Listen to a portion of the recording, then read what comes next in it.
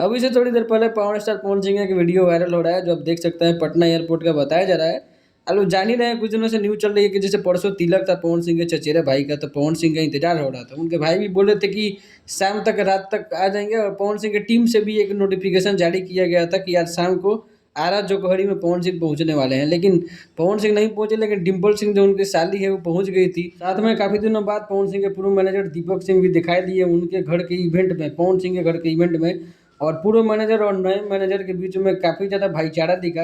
वहीं पवन सिंह का आज जाके एक वीडियो वायरल हो रहा है, जिसमें दिख रहा है कि पवन सिंह शायद आज घर पे पहुंच चुके हैं। वैसे शादी का डेट अभी आया नहीं है कि कब है, लेकिन बहुत सारा वीडियो आना बाकी है। वहीं ज्योति सिंह को लेकर के भी खबरें ऐसी वायरल हो रही है कि उनको नहीं पूछा गया है शादी में, शायद वो नहीं जाएंगी या फिर जाएंगी, अब तो शादी के दिन ही पता चलेगा। लेकिन मुझे लगता है कि ज्योति सिंह से ज़्यादा डिम्पल सिंह का वैल्यू है, इसीलिए डिम्पल सिंह का जाना जरूरी है, ज्योति सिंह का जाना उतना जरूरी नहीं है। आप लोग अपनी राय जरूर दीजिएगा। मिलते हैं अगले वीडियो में।